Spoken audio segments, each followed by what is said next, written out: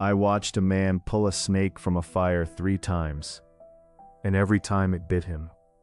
His reason for the 3rd time will change how you see your boundaries.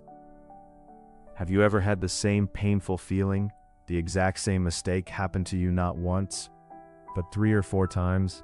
You look back and think, how did I let that snake bite me again? If you're tired of repeating cycles of betrayal or disappointment, listen carefully. This isn't about bad luck. This is about recognizing the pattern. Welcome back. If you've ever felt like you're stuck on a toxic merry-go-round, whether it's a bad boss, a flaky friend, or even a recurring personal mistake, then this message is for you. Today, we're not just complaining about the problem. We're breaking down exactly how to stop it from happening again. To do that, you need 3 powerful shifts. First, you must identify the venom. Second, you must build immunity. And third, you must change the terrain where the snake thrives. And the 3rd shift is the one that truly ends the cycle. Most people focus only on the person who hurt them. They say he was a liar, or she was selfish. But that's only the wound. What you need to study is the venom. The recurring trait that allowed the situation to happen in the first place. The action is the betrayal. But the trait is what you missed when you first let that person into your life. Maybe it was an inflated ego that you ignored because the person seemed confident. Maybe it was a pattern of broken promises that you excused as being busy. Maybe it was someone who always needed control, but disguised it as being helpful. For example, imagine someone who keeps attracting partners who start out charming but later become controlling. The real venom isn't that they lied about small things. The venom is mistaking intense charisma for genuine care. You are not responsible for someone else's character, but you are responsible for how carefully you read that character.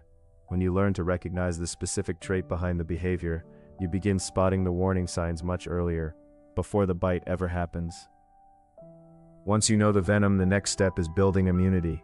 Immunity is not built by hoping people will change. It is built through clear, non-negotiable boundaries. And here's where many people struggle, because boundaries require action. A real boundary is not a request. It is a decision about what you will do if someone crosses a line. There is a simple 3-step rule that makes boundaries effective. First, define it. Decide your personal red lines. These are the behaviors you will not tolerate under any circumstances. For example, disrespecting your time, constant dishonesty, or manipulation. Second, communicate it calmly. You don't argue, you don't over-explain, you simply state the line clearly. Third, act decisively. That means if someone crosses your line, you follow through with the consequence you've set. Define, communicate, act decisively, and that final shift, changing the terrain where the snake thrives, is often the hardest for people, but it's the one that truly ends the cycle. Enforce it immediately. This is the step most people skip. They communicate the boundary but hesitate when it is tested. And when a boundary is not enforced, it becomes a suggestion. But the moment you follow through, everything changes. Yes, it may feel uncomfortable the first time you enforce it. That discomfort is simply the sound of an old pattern breaking. Before we move to the final strategy, think about this for a moment. What is the one recurring situation where you've been bitten the most? Recognizing that pattern might already be the first step toward breaking it. Now let's talk about the final shift, the one that prevents the snake from returning at all. Changing the terrain. Most people try to fix their problems by changing the people around them, but the deeper solution is changing the environment that allowed those people to thrive. Toxic behavior survives in low-friction environments. It thrives where boundaries are unclear. It grows where people avoid conflict. It spreads where someone is constantly seeking validation or approval. So the real power move is environmental control. If a certain type of colleague always takes advantage of your openness, you change how accessible your time is. If unreliable friends only appear when you are feeling insecure and desperate for connection, then the real work becomes strengthening your own self-respect.